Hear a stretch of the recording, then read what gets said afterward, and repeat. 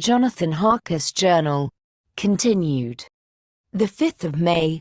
I must have been asleep.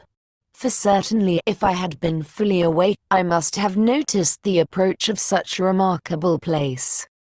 In the gloom the courtyard looked of considerable size, and as several dark ways led from it under great round arches, it perhaps seemed bigger than it really is.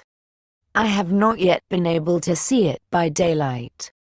When the calash stopped, the driver jumped down and held out his hand to assist me to alight.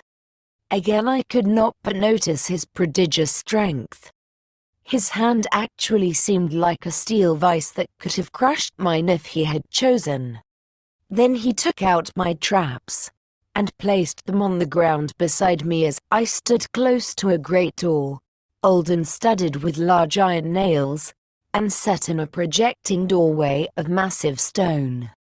I could see even in the dim light that the stone was massively carved, but that the carving had been much worn by time and weather.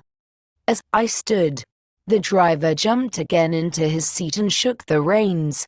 The horses started forward, and trap and all disappeared down one of the dark openings. I stood in silence where I was, for I did not know what to do. A bell or knocker there was no sign. Through these frowning walls and dark window openings it was not likely that my voice could penetrate.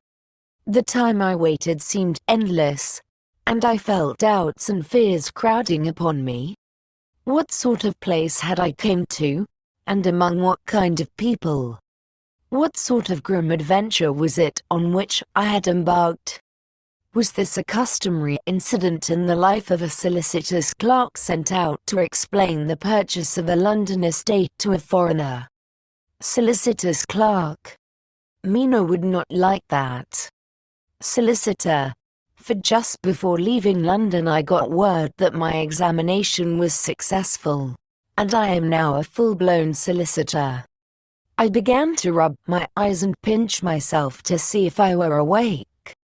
It all seemed like a horrible nightmare to me, and I expected that I should suddenly awake, and find myself at home, with the dawn struggling in through the windows, as I had now and again felt in the morning after a day of overwork.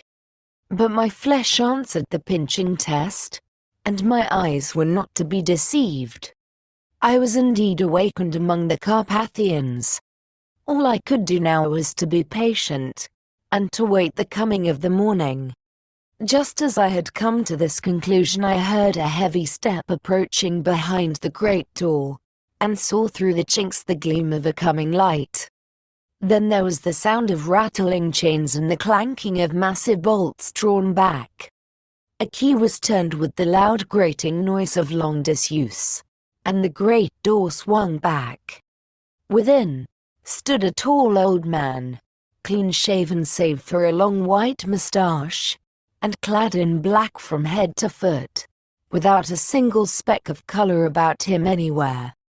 He held in his hand an antique silver lamp, in which the flame burned without chimney or globe of any kind, throwing long quivering shadows as it flickered in the draught of the open door.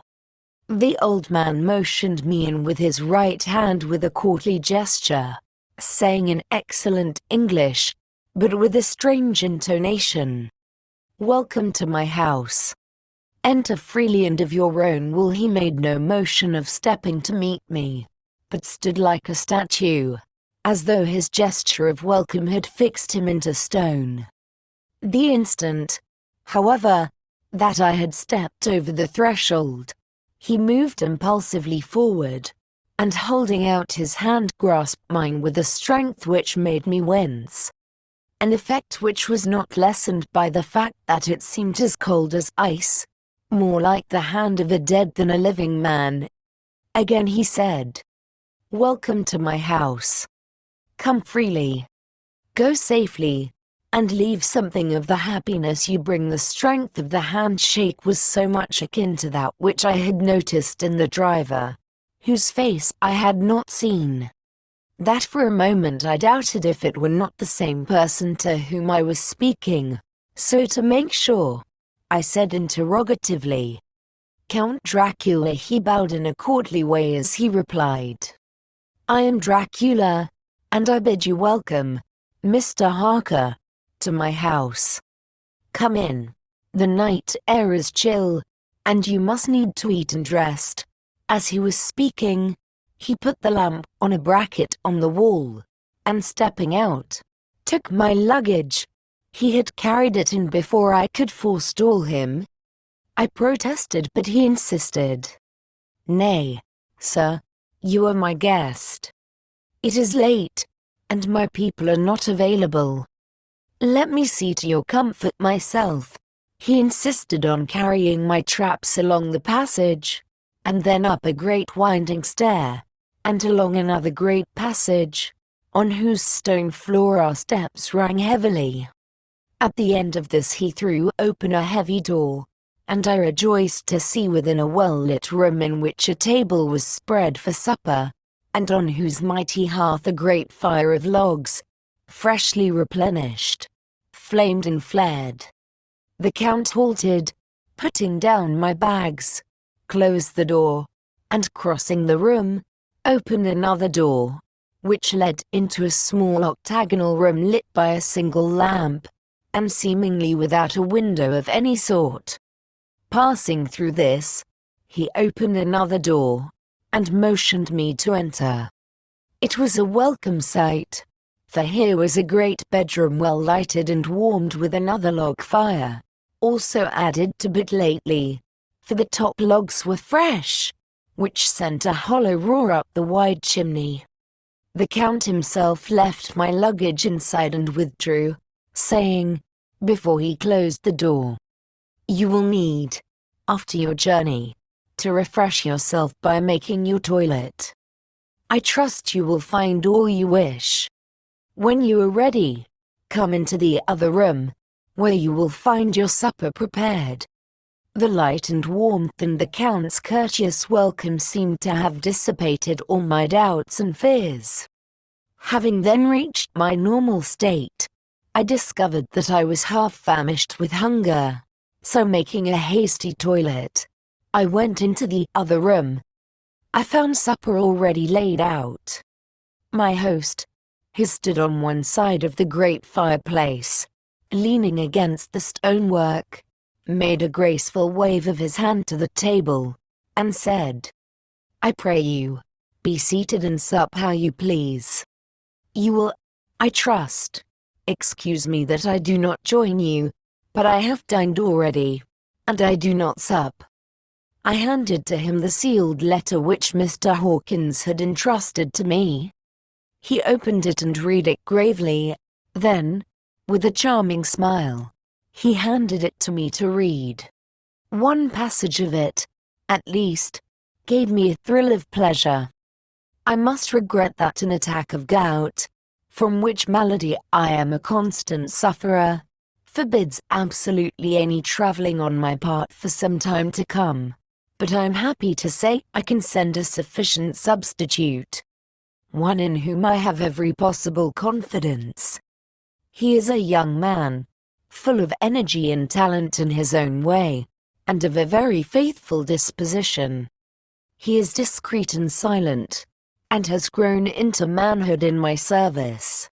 He shall be ready to attend on you when you will during his stay, and shall take your instructions in all matters. The Count himself came forward and took off the cover of a dish, and I fell to at once on an excellent roast chicken. This, with some cheese and a salad and a bottle of old Tokay, of which I had 2 glasses, was my supper. During the time I was eating it, the Count asked me many questions as to my journey, and I told him by degrees all I had experienced. By this time I had finished my supper, and by my host's desire had drawn up a chair by the fire and begun to smoke a cigar which he offered me, at the same time excusing himself that he did not smoke. I had now an opportunity of observing him, and found him of a very marked physiognomy.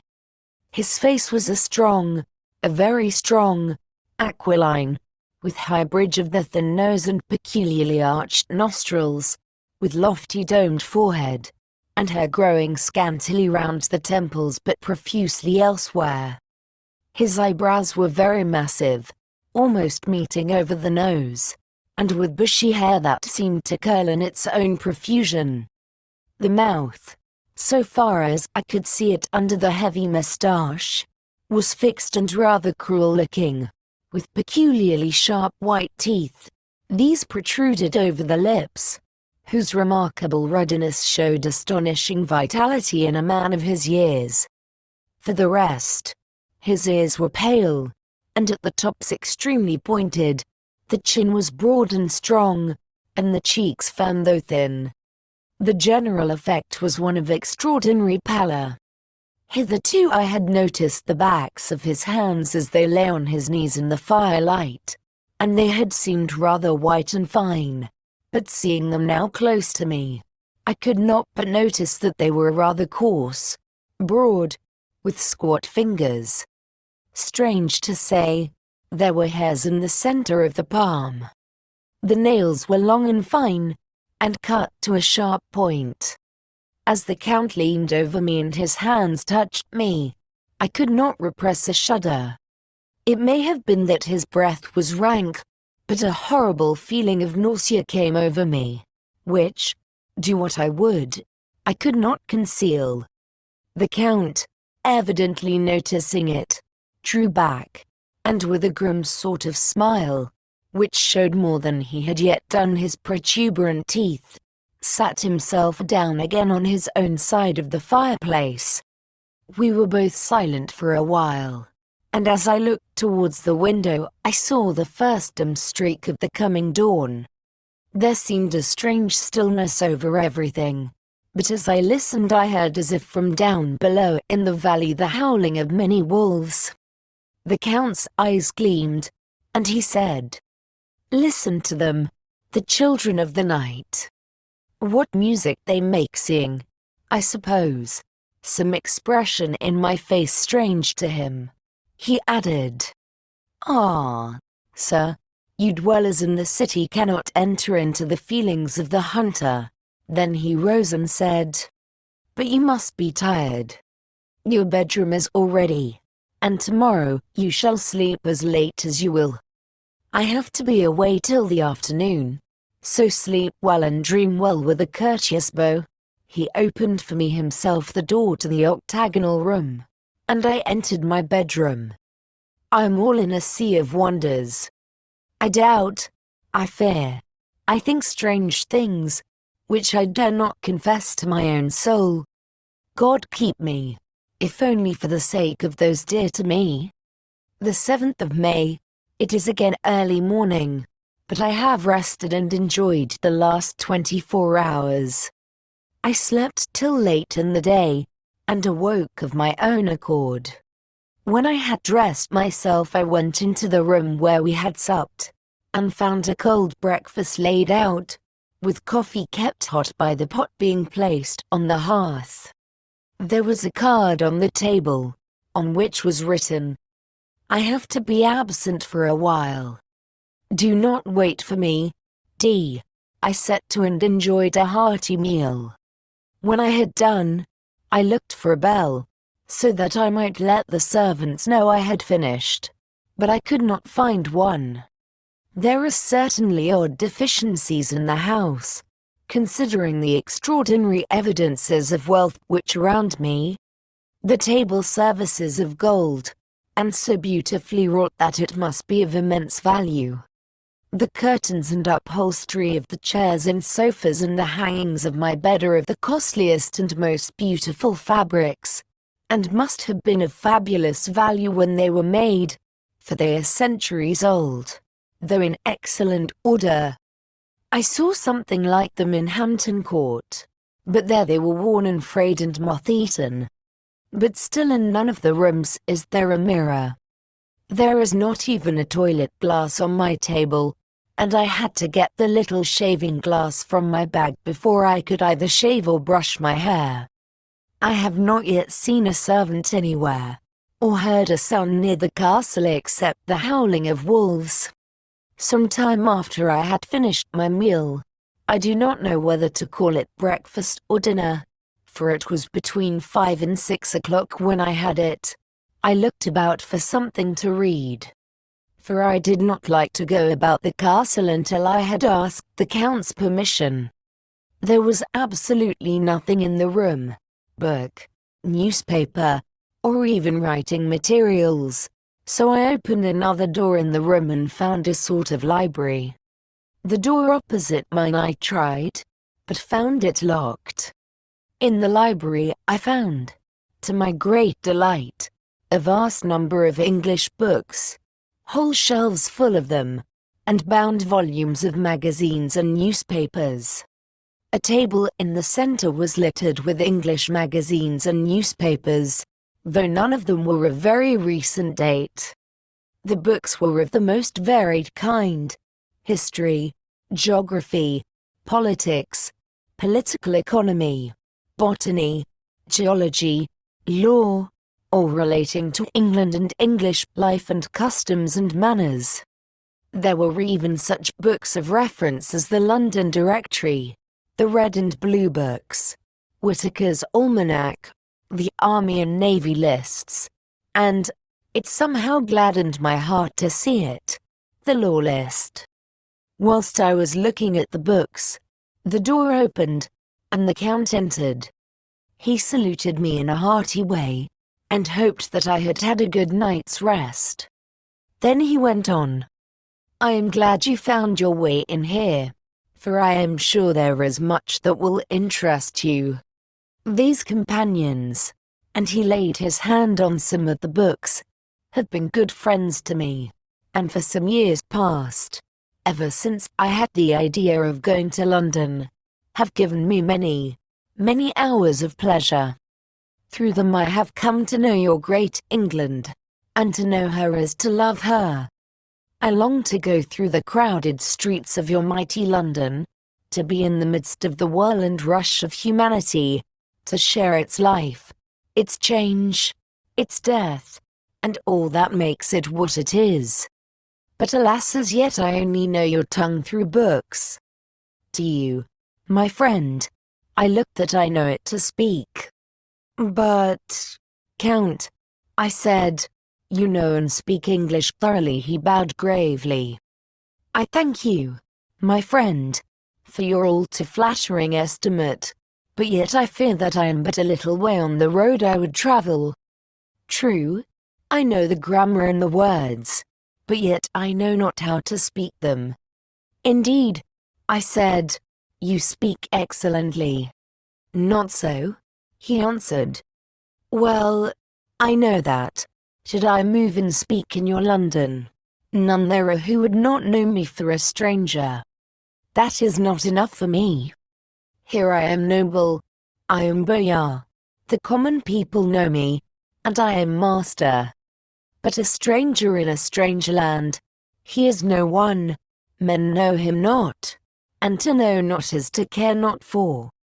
I am content if I am like the rest, so that no man stops if he see me, or pause in his speaking if he hear my words. Ha! A stranger I have been so long master that I would be master still, or at least that none other should be master of me. You come to me not alone as agent of my friend Peter Hawkins, of Exeter, to tell me all about my new estate in London. You shall, I trust, rest here with me a while, so that by our talking I may learn the English intonation, and I would that you tell me when I make error, even of the smallest, in my speaking.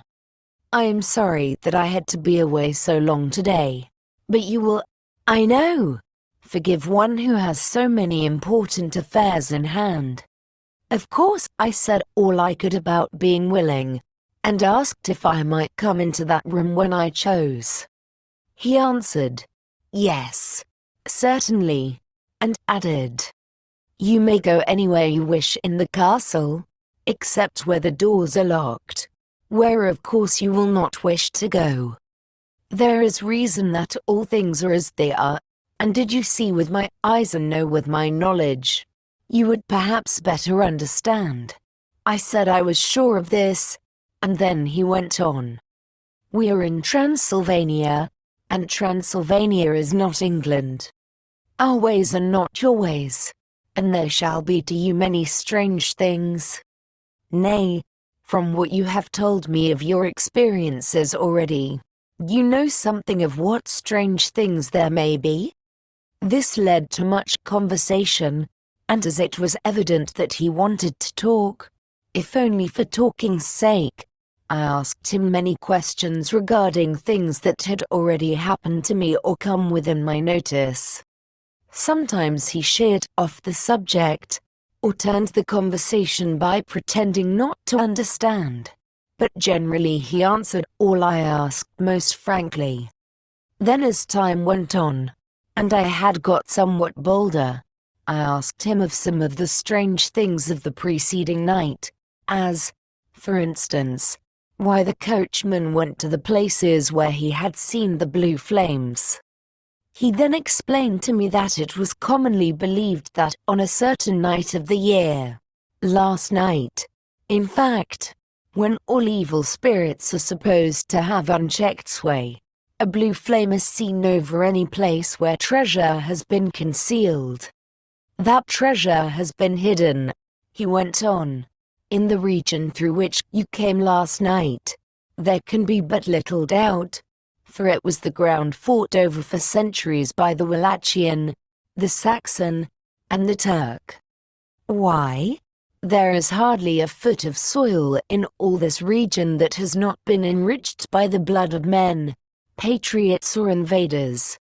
In old days there were stirring times, when the Austrian and the Hungarian came up in hordes, and the patriots went out to meet them, men and women, the aged and the children too, and waited their coming on the rocks above the passes, that they might sweep destruction on them with their artificial avalanches.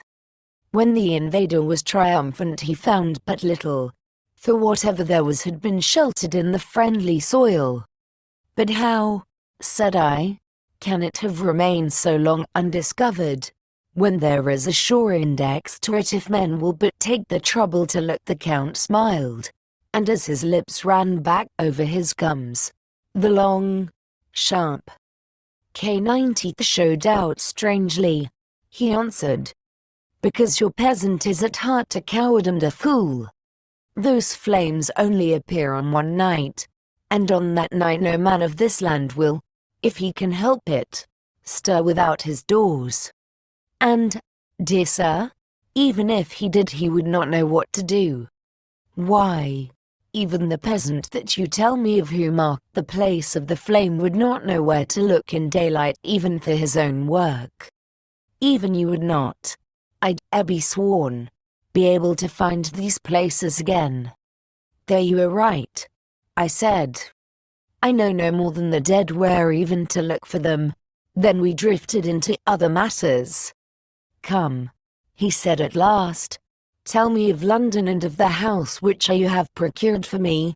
With an apology for my remissness, I went into my own room to get the papers from my bag. Whilst I was placing them in order I heard a rattling of china and silver in the next room, and as I passed through, noticed that the table had been cleared and the lamp lit, for it was by this time deep into the dark.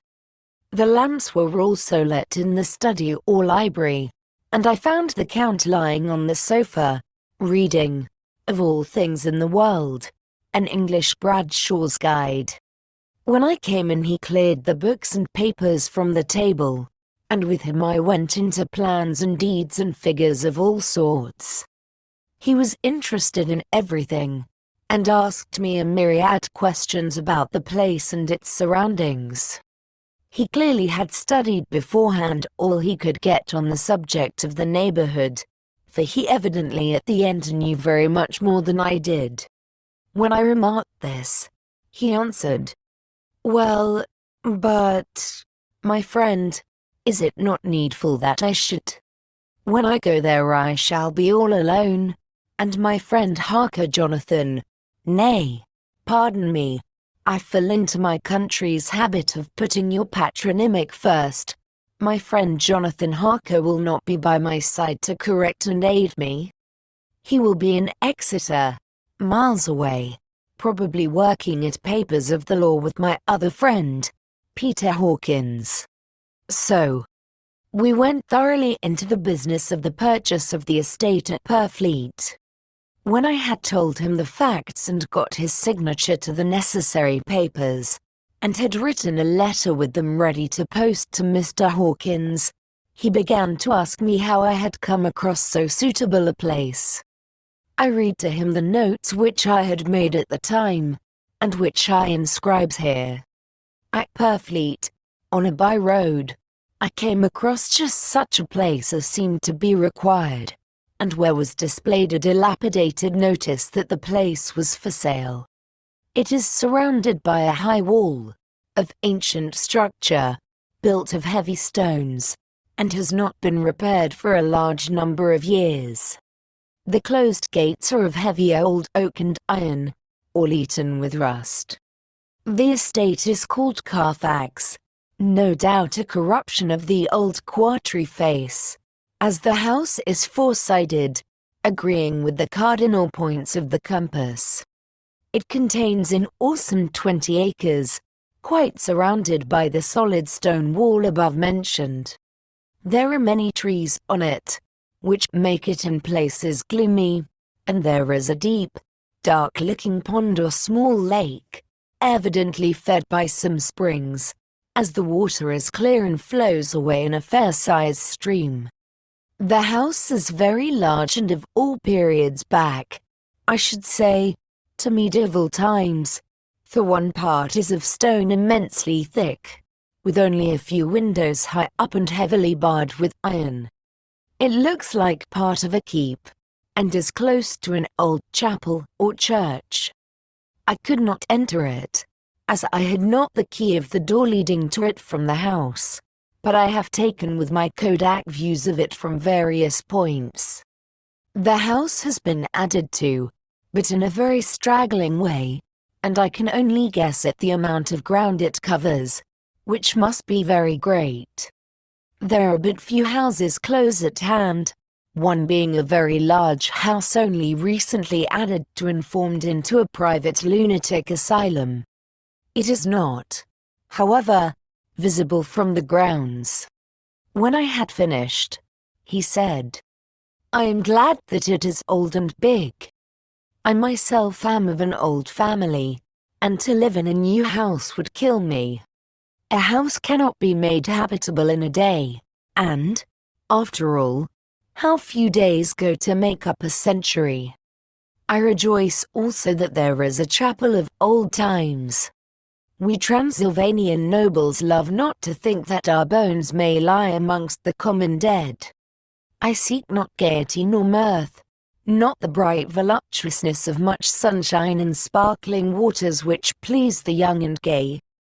I am no longer young, and my heart, through weary years of mourning over the dead, is not attuned to mirth. Moreover, the walls of my castle are broken, the shadows are many, and the wind breathes cold through the broken battlements and casements. I love the shade and the shadow, and would be alone with my thoughts when I may. Somehow his words and his look did not seem to accord, or else it was that his cast of face made his smile look malignant and saturnine. Presently, with an excuse, he left me, asking me to put all my papers together. He was some little time away, and I began to look at some of the books around me. One was an atlas, which I found opened naturally at England, as if that map had been much used. On looking at it I found in certain places little rings marked, and on examining these I noticed that one was near London on the east side, manifestly where his new estate was situated. The other two were Exeter and Whitby on the Yorkshire coast. It was the better part of an hour when the Count returned. "Ha ha," he said, "still at your books. Good. But you must not work always. Come. I am informed that your supper is ready.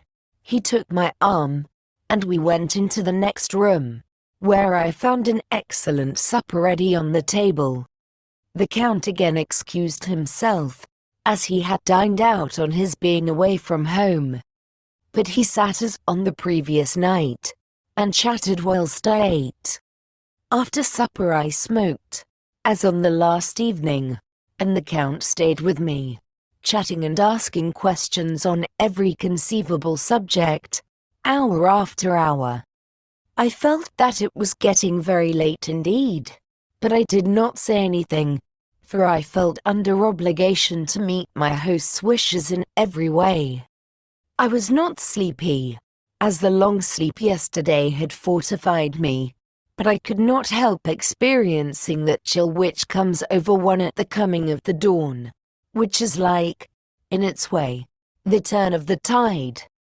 They say that people who are near death die generally at the change to the dawn or at the turn of the tide. Anyone who has, when tired, and tied as it were to his post, experienced this change in the atmosphere can well believe it. All at once we heard the crow of a cock coming up with preternatural shrillness through the clear morning air. Count Dracula, jumping to his feet, said, "Why, there is the morning again. How remiss I am to let you stay up so long. You must make your conversation regarding my dear new country of England less interesting, so that I may not forget how time flies by us." And, with a courtly bow, he quickly left me. I went into my own room and drew the curtains, but there was little to notice. My window opened into the courtyard. All I could see was the warm grey of quickening sky. So I pulled the curtains again, and have written of this day, the 8th of May. I began to fear as I wrote in this book that I was getting too diffuse, but now I am glad that I went into detail from the first, for there is something so strange about this place and all in it that I cannot but feel uneasy. I wish I were safe out of it, or that I had never come. It may be that this strange night existence is telling on me, but would that that were all. If there were anyone to talk to I could bear it, but there is no one. I have only the Count to speak with, and I fear I am myself the only living soul within the place. Let me be prosaic so far as facts can be. It will help me to bear up, and imagination must not run riot with me. If it does, I am lost. Let me say at once how I stand, or seem to. I only slept a few hours when I went to bed, and feeling that I could not sleep any more, got up. I had hung my shaving glass by the window, and was just beginning to shave. Suddenly I felt a hand on my shoulder, and heard the Count's voice saying to me, "Good morning." I started, for it amazed me that I had not seen him, since the reflection of the glass covered the whole room behind me. In starting I had cut myself slightly, but did not notice it at the moment. Having answered the Count's salutation, I turned to the glass again to see how I had been mistaken. This time there could be no error, for the man was close to me, and I could see him over my shoulder. But there was no reflection of him in the mirror. The whole room behind me was displayed, but there was no sign of a man in it, except myself. This was startling, and, coming on the top of so many strange things, was beginning to increase that vague feeling of uneasiness which I always have when the Count is near. But at the instant I saw that the cut had bled a little, and the blood was trickling over my chin. I laid down the razor, turning as I did so half round to look for some sticking plaster. When the Count saw my face, his eyes blazed with a sort of demoniac fury, and he suddenly made a grab at my throat. I drew away, and his hand touched the string of beads which held the crucifix. It made an instant change in him, for the fury passed so quickly that I could hardly believe that it was ever there. "Take care," he said. "Take care how you cut yourself. It is more dangerous than you think in this country." Then seizing the shaving glass, he went on, "And this is the wretched thing that has done the mischief. It is a foul bauble of man's vanity. Away with it!" And opening the heavy window with one wrench of his terrible hand, he flung out the glass, which was shattered into 1,000 pieces on the stones of the courtyard far below. Then he withdrew without a word. It is very annoying, for I do not see how I am to shave, unless in my watch case or the bottom of the shaving pot, which is fortunately of metal. When I went into the dining room, breakfast was prepared, but I could not find the Count anywhere. So I breakfasted alone. It is strange that as yet I have not seen the Count eat or drink. He must be a very peculiar man. After breakfast I did a little exploring in the castle. I went out on the stairs, and found a room looking towards the south. The view was magnificent, and from where I stood there was every opportunity of seeing it. The castle is on the very edge of a terrible precipice. A stone falling from the window would fall 1,000 feet without touching anything. As far as the eye can reach is a sea of green treetops, with occasionally a deep rift where there is a chasm. Here and there are silver threads where the rivers wind in deep gorges through the forests. But I'm not in heart to describe beauty, for when I had seen the view I explored further. Doors, doors, doors everywhere, and all locked and bolted. In no place save from the windows and the castle walls is there an available exit. The castle is a veritable prison, and I am a prisoner.